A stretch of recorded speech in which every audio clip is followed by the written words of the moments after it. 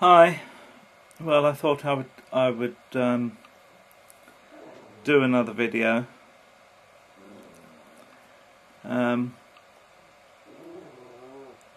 It's not particularly what I want to do. I find it all very well doing sort of funny videos or informative videos or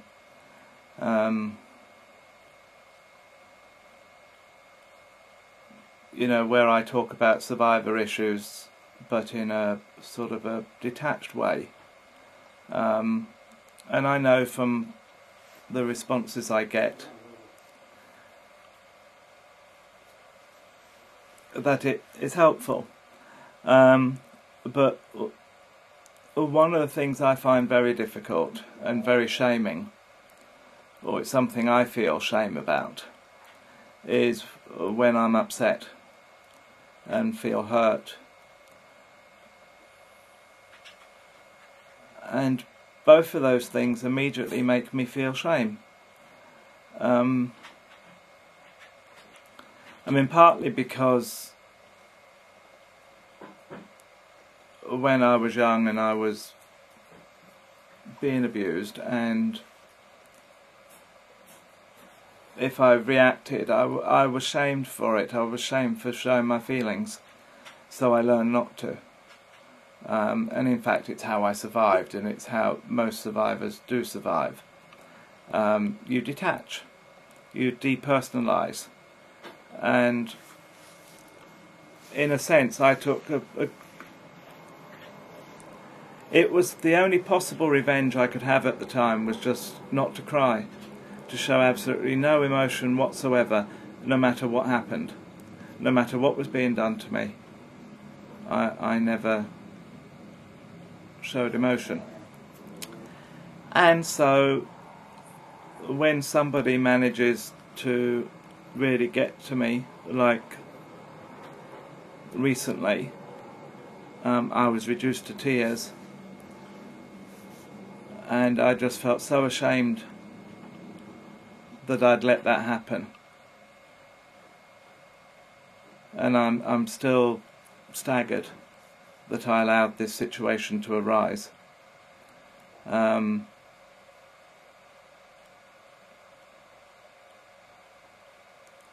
really find malice from other people difficult to understand. And but this is, you know, the same source. I forgave years ago for doing something behaving very unethically about me, and I confronted them and then just forgot about it really, and decided that I would be nice to this person and just see them as a person, and put that it was a mistake. I made a big mistake, and I got very hurt, and I find that very difficult to deal with. It does make me feel very small, and it brings a lot of shit back. And I ended up having night terrors again.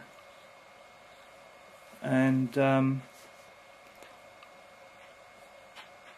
you know, it doesn't, I mean, I know that in the scheme of things this just doesn't matter. They're nothing to me. I made a mistake, and I've been burned twice, and there won't be a third time. There definitely will not. And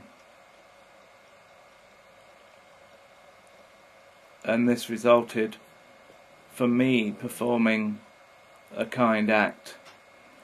I was about to say what I thought was a kind act, and actually it was a kind act. See, I even was made to doubt that, but not just my John, but other people saw it precisely as I meant it.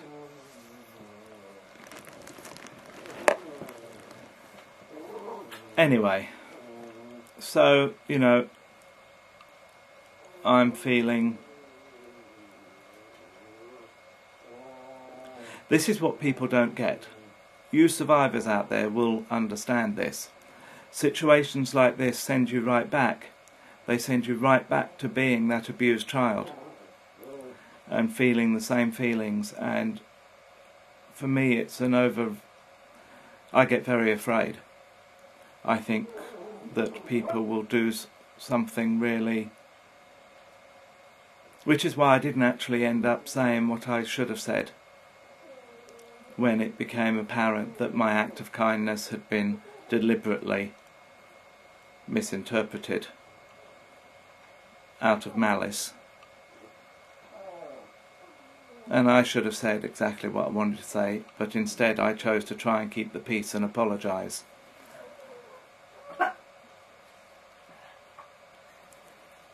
And it's probably just as well that I did, and I didn't say what I would have liked to have said.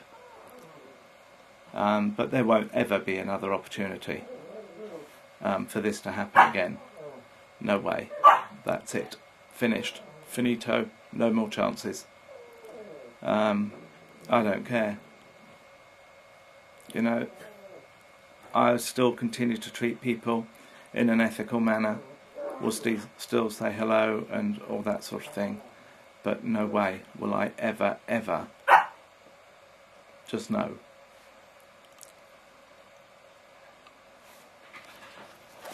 But you know, when you are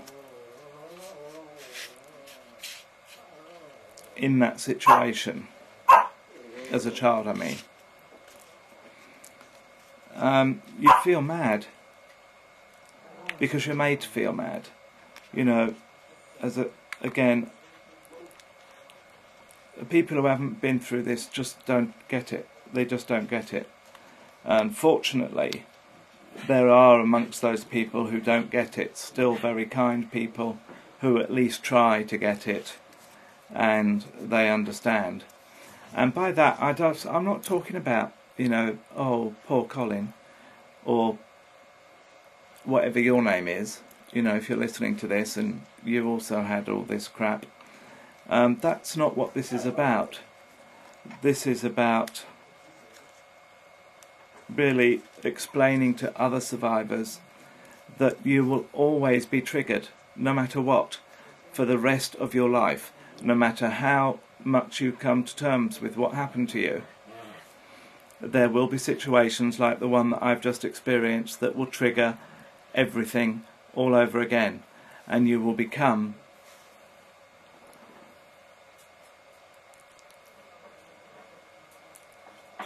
that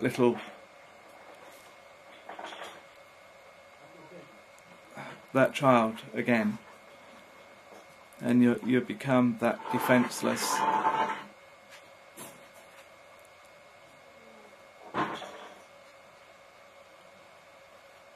I'd never ever want to be a child again, no matter what.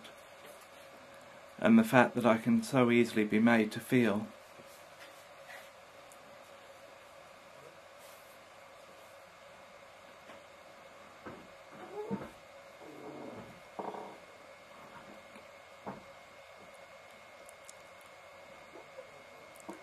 and over something really minor,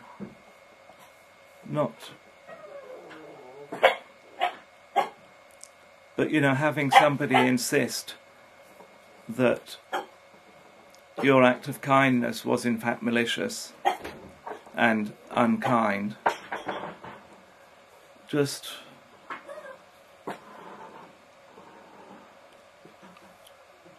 makes one feel crazy.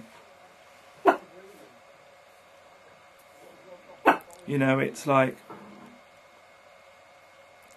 one day I'd have my head smashed into a wall, and the following day it would be completely denied that it happened.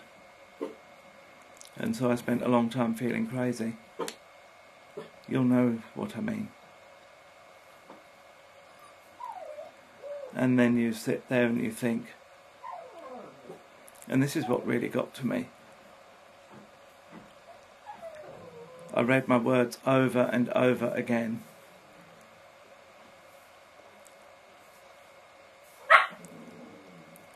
And I couldn't see the spite. I couldn't see the nastiness.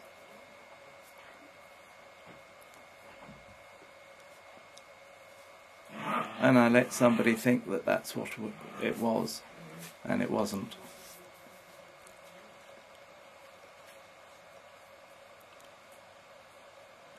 But I know that this too will pass.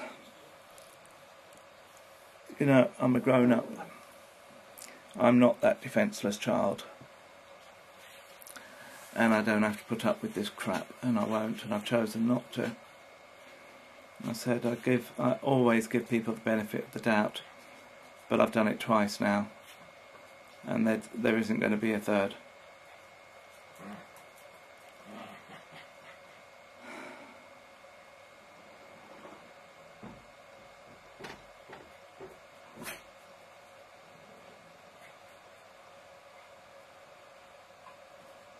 You see, it's so, I think, if I can, one of the most damaging things that child abuse does is it destroys, almost destroys, one's ability to perceive and to believe one's perceptions.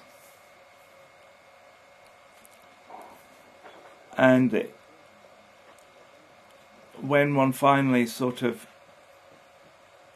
fits all the pieces together, you know, through therapy, through reading, through talking, whichever way that you did it, or that you're in the process of doing, because it is, I suppose, an ongoing process all the time. It never ends.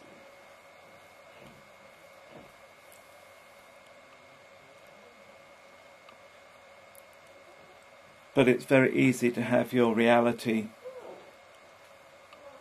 shaken, your sense of reality shaken.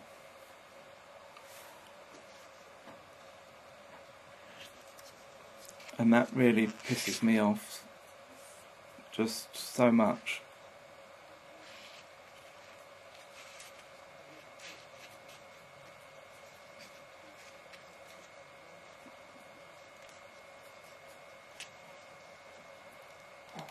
But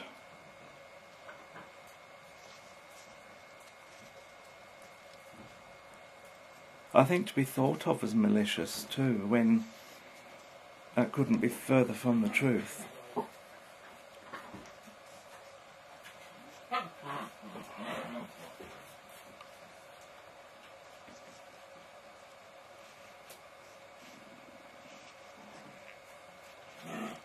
I don't know what I'm trying to get through here, what I'm trying to explain.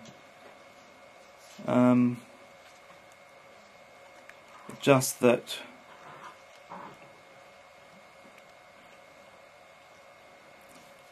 I'm also aware that just by doing this speaking, I perhaps make myself a target of mean-spirited and unethical people. But I get so many letters from other survivors who say they get an awful lot out of this. I've even had letters from survivors who say that through reading me or listening to me, they've managed to get through another day without doing themselves in. I mean, that is just such a huge privilege to be able to help in that way. But that wounded child never really goes away. And I hate to say it, but he's been triggered, excuse the wobble. And that's how I feel today. I stayed curled up under my duvet. I didn't want to face the day.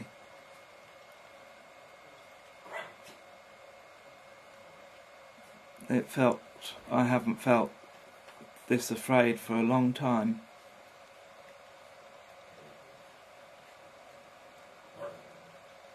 And you might well wonder why afraid. Well, afraid because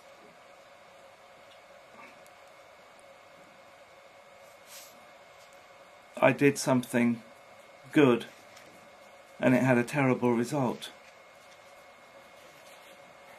So of course I'm afraid.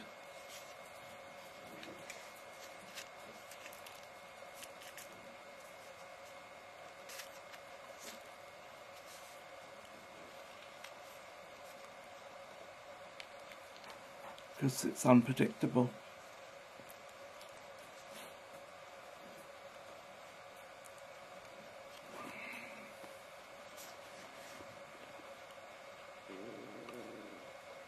It's sort of like, you know,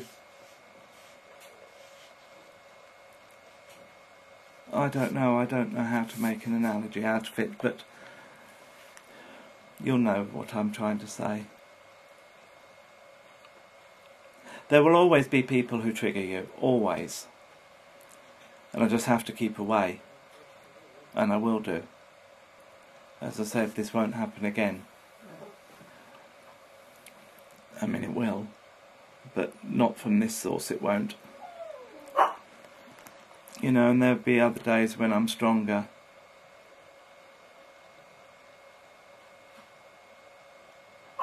But it does make me think that I shall keep my feelings in check towards other people and maybe not reach out to them in compassion or understanding. Maybe I should mind my own business. And if I feel somebody is distressed, well, let them be distressed and keep my bloody nose out.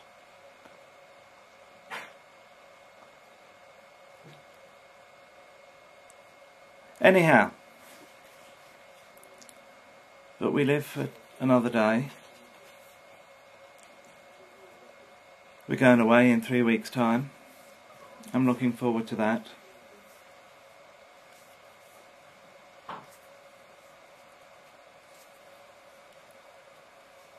I'm sort of looking for, I've got dog shows to attend, and right now I just don't feel like doing that. Being with people is hard, very hard. To me it's still the most frightening thing that I do. You wouldn't believe how sick I feel when I arrive at a dog show. But that's the face I put on. I smile, I laugh, I'm nice to everybody. And I don't pretend to be nice to everybody, I just am. I don't get feeling animosity or malice towards people. I mean, there are 1 or 2 people I really do not like. There's one I actively don't like, which I would prefer that wasn't the case, but I'm human. But I don't see them anymore anyway. So, that's the shit side of me today. You know, I can't be the face you nearly always see. Today you see the face of me being me. Although I'm not like this all the time, of course. This is just one of those days. And there'll be more of these days.